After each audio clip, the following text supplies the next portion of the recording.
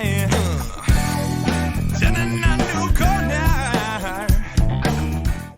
know, for years, none of this stuff mattered, and then suddenly it's there when you need it. And I guess that's, that's the kind of ethos behind it, really.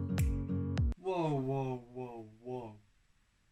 Have you hit that subscribe button? If not, what are you waiting for?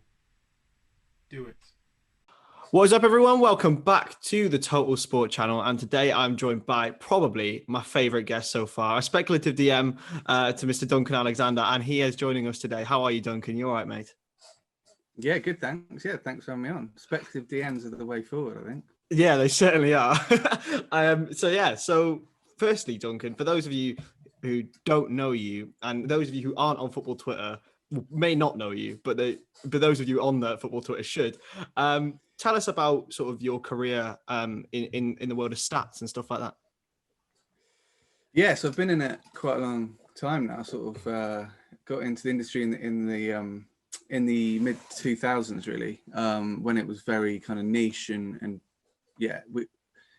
companies like Opta worked with Sky and most of the media, but it was all behind the scenes, really. And then me and a couple of colleagues in 2009 founded OptaJoe, and I think that was like a big moment of like connecting with ordinary fans for the first time. And yeah, I guess from there on, it's been progression through turning kind of football insights, I guess. I mean, I don't come from a numbers background, really, but what I've always liked the kind of minutiae and random stuff about football, and so it's kind of turning numbers and theories into kind of bits of content that people like, really. So that's ultimately, and that can be for fans, it could be for the media, it could be for professional clubs, and obviously for all those sectors, you speak to them slightly differently. You don't need to chuck a load of kind of irony or banter in if you're talking to a CEO of a football club, but they're ultimately, you can use the same bit of information in lots of different ways.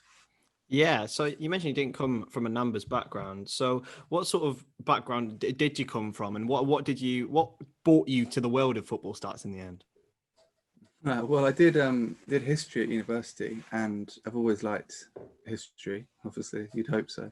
And but history essentially, isn't really a subject. It's like whatever you want it to be. You could do the history of, the sewage systems, how they changed urban society in the 19th century, or whatever. The point is that you can apply those things you've learned doing it into anything, really. And I guess that's kind of what I have done with football. I mean, in terms of football, I've always been a massive football fan from a kid, and was always, I'm the sort of person that if they like something, I can't just have like a vague knowledge of it. I kind of have to try and know as much as I can about any of it. So yeah, I've always been blessed with being able to, or cursed, silly is applicable, but in remembering random stuff and also seeing stuff and going, is that, like everyone remembers Brian Dean scored the first Premier League goal, but I never explained to me why he was wearing long sleeve shirt, and because no one really did that in the early 90s. But there you go. So it's just random stuff like that. Yeah. So would you say that like so we had Alex Stewart on from T4 Football. Yeah, I know. Alex, and what reminded me a little bit of him is that he sees patterns and sees things. Would you say that you sort of see historical patterns, if that makes sense? Yeah, I guess I've got quite a good memory, I suppose, for thinking, hang on, I think that happened before, or I'm pretty sure a similar thing happened in this game 10 years ago, or whatever. But I guess the benefit of the job I do is that I have tools and ways of finding out stuff really quickly. So one of the reasons that we've been successful on social media over the last decade is that not necessarily the information we have isn't in other places. If it's about goals or results or something, which is the stuff most people are interested in, that's kind of everywhere, but being able to find it out quicker or faster than anyone else, that's the key thing. So I get a lot of stuff I'll put on my Twitter, and people say, oh, you must have had lots of time on your hands, or I can't believe you've taken ages to work that out. But most of it might only have taken me like 3 or 4 minutes. I'm not going to spend hours researching something that's fairly niche, but if it only takes me a couple of minutes, it seems like a fair use of time. Yeah, definitely. It must be really interesting. So, going back to OptaJoe and the account and the way that that's grown in popularity, and it's seen obviously the partnership with the Premier League at a high level now and Sky Sports. So, talk about the founding of that. What was the idea behind that? Well, like I said, we worked behind the scenes with a lot of these organizations already, and we were creating content for them. And, you know, a lot of it was kind of 140-ish characters long, as the Twitter length used to be. And I saw Twitter emerge in 2008. And I sort of thought, well, all this stuff we send to customers, they might only use a couple of bits of it. And, you know, most of it kind of, it's a bit like being in a restaurant, and you know all the stuff you chop up and you only use a tiny bit of it and the rest of it's just chucked away. Well, it felt like Twitter would be a good little overspill repository for that. Didn't kind of really know if it would work or not, and yeah, and it kind of did. And you know, initially there was a bit of commercial pushback. You know, some of our commercial people would be like, well, why would you give stuff away? It will annoy customers who are paying for content. But it didn't really, because it became just like an ideas generation tool. So we'd often get like newspapers contact us and say, oh, that thing you put on OptaJoe, can you turn that into a table, or can we have the top 10 rather than the top 3, or whatever like that. So and it also kind of built this community of fans who kind of like that content. So, you know, brands would want to work with us because they knew that if you could present data in that way, then people would be interested. So Yeah, and it's done in such a way now that even on your own Twitter account, you know, you do it in certain, most of the time in a comedic fashion that entertains fans as well as informs them. Is that something that you always aim to do? Yeah, I guess so. I did do some stand-up comedy a long time ago, and I've like written comedy, and you know, I think whatever you do, I mean, obviously if you're an astronaut or a brain surgeon, you do have to be quite serious at what you do. But if it's like football or anything kind of entertainment related, I think you can afford to be a little bit more light-handed, because otherwise, you know, you get some people that are a bit too serious and a bit too kind of pompous, and you know, particularly when it's like stats and stuff. You know, the worst thing you want to do with football data is kind of come across like you know everything, and like this is the most, you know, particularly I've seen it with talking to pros, ex-pros, people within clubs. If you come across as a sort of like, out the way guys, I can solve all the problems of football, they're just then understandably going to think you're a bit of a So yeah, I always think it's better to kind of present stuff in a kind of light-hearted manner, unless it's, you know, serious, which it really is. Yeah, exactly. So does that sort of result in you being sort of having to be in touch with sort of world affairs? Because I saw you did a tweet about like the presidential election and then putting it into football stats and stuff like that. Is that something you have to incorporate often? It's a good question, because like you don't want to do it too much, because it can, you know, it can be a little bit kind of clunky. But at the same time, on a night like a general election in the UK or an American election or any kind of big news event, you know, there's loads of people refreshing Twitter waiting for an update on whatever. But if you can kind of put it into some sort of context, you know, the point when I tweeted that there were loads, it'd become like a kind of short-lived meme, hadn't it? But I was like, you know, just think of something in the 200s. And I thought, well, Shearer goals is the obvious one, but he's on 260. But Shearer, people always, one of the questions you always get asked if ever you mention Shearer and goals is, yeah, but how many has he got if you take away penalties? And he'd still be Premier League top scorer. So there you go. Yeah. Yeah. So in terms of like football, I mean, you have to be sometimes quite objective in terms of when you do stats, but in terms of actual football opinions and stuff, how careful do you have to be of like sort of transmitting those via Twitter and stuff like that? Yeah, you still have to be aware of it. I think, you know, when football kind of Twitter first started, I think a lot of clubs, in fact, I think probably the most instructive thing is if you go back to any football club's Twitter feed from like 2010, 2011, you know, obviously there were some clubs like Man United who didn't even get one until Alex Ferguson retired. It's quite weird to think that they were like, oh, we'll do social media now. But yeah, if you go back to any club in the early 2010s, their content is really dry, and it's really like you're reading kind of a page in the program. It's like, tickets will be on sale for this game at 7 p.m. It's all really kind of, like information. And then around, I don't know, 3 or 4 years ago, a lot of them kind of realized that, if you talk a bit more like a kind of fan and a human, you can, build up this really big audience. And, like you look at like AS Roma English, who built up a huge audience of followers who mostly aren't Roma fans, but they wanted to follow them because their content was really good and kind of interesting. And then they did some really good campaigns and stuff. So I think, 10 years ago, it was quite different, and you probably had to be a little bit more careful. But now, it's often kind of indistinguishable kind of, fan content, media content, and club content. Yeah. So what would you say is sort of the key then for those accounts to sort of grow in their following?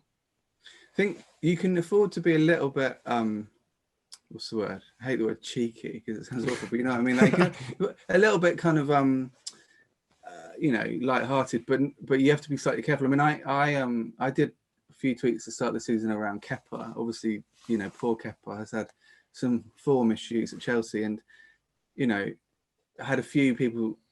In fact, Alex, who you mentioned earlier, kind of defended me on one of them, because I had a few people saying this is just kind of cruel to Kepa. But, I made sure I wasn't being kind of judgmental about him. I was kind of just presenting the information, because, otherwise it can, if a player is going through a particular bad spell of form, it could feel like a bit of a pile-on. And I guess that's what you want to avoid, really. You don't want to kind of highlight stuff that kind of feeds into, if a player's getting a lot of hassle for non-football related reasons, you don't want to really be wading in there and adding, form related fuel to the fire. Yeah. One thing I wanted to ask, and one of my mates actually asked me to ask you, he's not a fan of XG. What is your opinions on the XG metric? Is it valid or is it not? Well, he's not alone in not liking it. I mean, I think a lot of it comes down to how it was named, which is our fault because we called it XG. But a lot of, expected goals, a lot of people think it kind of predicts the future. But all it is really is, if you've got 10,000 shots in a database, and that all the shots in the 6-yard box, like 80% of them end in goals, and shots from 30 yards, like 2% of them end in goals. That's all XG is really. It's just saying where a player has a shot and how he has that shot, it's with his feet or his head, and the sort of situation it is. You can basically evaluate how, historically, how, what chance he would have had to score a goal. Now, and then you just plot teams and players above or below that. So, Lionel Messi will every season be above his XG because he scores goals from positions that average players can't do. And so in terms of kind of looking at player form and how players are playing or teams are playing over a long period of time, it's actually pretty insightful. And I think you can see patterns that maybe you can't see from just looking at results, So, when Ole Gunnar Solskjaer took over at Man United, United were massively overperforming their XG for a while. And we saw that, he had an incredible start, then got the job. And then he didn't just revert back to normal. He actually went completely the other way. And for about 2 or 3 months, they were massively under their XG. And everyone was saying, he's a terrible manager. But the truth is probably somewhere in between, which is kind of where we are now, I guess. Yeah. And is that something that you see incorporated more maybe in the mainstream statistical, presentation on mainstream media? Yeah, well, I think XG is quite an interesting one. We had done it for clubs since about 2012-ish, and we pushed it out to the media in 2017. Match of the Day were happy to put it straight on their kind of match stats thing at the end of the game. And yeah, I mean, I think it's now through 3 or 4 years later, it's kind of crossed into the, not quite the mainstream, but you can mention it now, and people, even if they don't like it or they don't quite get what it is, they kind of accept it's a thing. And that definitely wasn't the case in like 2017 and 2018. But again, like all these things, use it when it tells a story. Too many people use stats for just because they want something to say. I mean, one of the most wrongly used bits of information is possession lost, which, you'll get stats like, oh, this player has lost possession 38 times. But if he's a wide midfielder or a wide forward, that's pretty standard. Those sort of players do lose possession quite a lot, but that's their job. It's not like a manager's going to go, oh, hang on, you lost possession 38 times. He was doing what he was supposed to do. So I think you kind of always have to be aware of context and, and make sure that it's kind of telling a story rather than just kind of, random kind of non sequitur. Yeah, definitely. So in terms of new ways of presenting stats and stuff, what do you think will be coming more to the prominence in the next couple of years? I think the big leap forward, well, firstly, there's going to be kind of new metrics from combining kind of tracking data. So that's like speed and distance with event data. So that's things like passes, shots, tackles, that sort of stuff. So you combine those two data sets and you basically come up with a load of metrics that answer a lot of the criticisms people have about stats. So that, you might go, oh, Jorginho's got a pass completion rate of 96% in this game. And then someone will say, yeah, but they were all sideways, or they were all when he wasn't under pressure. But if you can then actually look at the pressure he was under, or whether all the strikers that consistently shoot well under pressure, things like that, then that gives you a whole new kind of level of data. And the other thing is data visualization, which I think is really the fastest kind of growing area, really. And yeah, I mean, we've got a guy at our place, Peter McKeever, who does really, really good graphics. And I think, presenting data graphically is the best way to get it across to people who maybe aren't from a statistical or numbers background, and that could be people, fans or readers, or it could even be like senior people at football clubs who, they don't want to sit through a massive dossier, but if you can show them a graphic that goes, look, set up like this and this happens, set up like that and that happens, we need to buy this player, then it has a lot more cut through. So I think that's like a real big area of growth. Yeah, definitely. So last couple, I'm sure you've been asked this question many a time, but what is your favorite ever nugget or stat that you've ever publicized on your Twitter, and why? That's a tricky one, because I do get asked that quite a lot and my mind always goes immediately blank. Yeah. But there's a few. I mean, I think probably my favorite that I always come back to quite a lot, there were two actually. There was one, someone asked me whether there were more red cards in the Premier League when there was a full moon, and actually there's a lot of websites that have dates of full moons. I'm not sure why they need so many, but anyway, I had to manually type in every full moon. This one did actually take a long time, contrary to what I said earlier, but it turned out luckily that there are more red cards when there's a full moon, so that at least worked. But I think my all-time favorite is that we've just passed 2,500 penalties in the Premier League, not just this season, overall. And only one of those has been taken by a child, a technical child, which is Michael Owen for Liverpool against Wimbledon in '97, and he scored it. And he didn't have a particularly good penalty record. So children or non-adults have got 100% penalty success rate in the Premier League, and adults are less good. So yeah, probably my favourite. That's brilliant. That's brilliant. Cheeky nugget for those of you who are at home. Owen is my middle name after Michael Owen. So there we go. Happy days. The best child penalty taker ever. And finally, this is a question from a good friend of mine, Dave. How do you get your stats, Duncan? Where do you get them from? Good. That is a good question. we have a lot of ways of doing it. I mean, over the years, we've kind of built up tools and databases and little tricks and stuff and little things, kind of repositories of just random stuff. Some of it doesn't get touched for years, like some of the files are just kind of almost like dust in a dusty cupboard and you never use them. Some of them get used all the time, but it's kind of having them there just in case, really. So a good example would be we collected kind of goalkeeper passing for years and years and years, and no one ever asked about it. It would never get used. And then Pep Guardiola came to City, got rid of Joe Hart because he couldn't pass, and then brought in like Claudio Bravo, who could pass but couldn't really save, and then got an Edison who, magically could do both. But suddenly we had all these requests for historical goalkeeper passing rates, and suddenly it became useful. So it's kind of like, for years, none of this stuff mattered, and then suddenly it's there when you need it. And I guess that's, that's the kind of ethos behind it, really.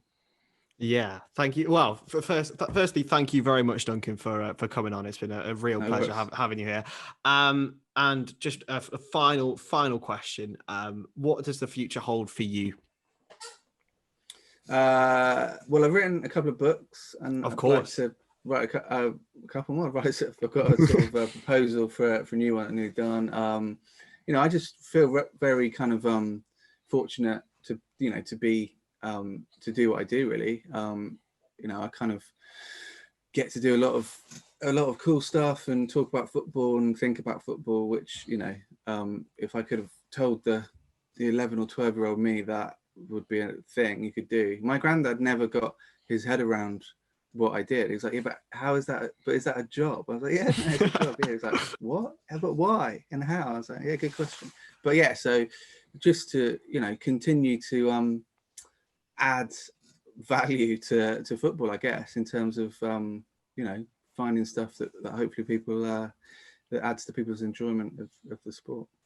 Yeah. Well, that's a good way to finish, mate. Thank you very much once again. Where can everyone find you? I'm sure you don't need it, but where can everyone find you on social medias? Oily Sailor on Twitter, and on Oily Sailor on Twitch now. So I've started doing. I haven't done it for a week or two actually, but I'm going to be doing more kind of live streaming around games. I did like a history of Kevins in the Premier League on there. All players called Kevin. Quite a checkered name. So there'll be some cool stuff on there as well. So they're probably the main two. Absolutely, yeah. So go drop Duncan a follow and whatever on Twitch. I'm not very familiar with it, to be honest. And a follow on Twitter is very much worth its weight in gold as well. Subscribe to TotalSport. Give me a follow at Chris Stonage and the team at T0TotalSport, because we couldn't really do TotalSport. It's really frustrating. Anyway, thank you very much for watching, and we will see you next time.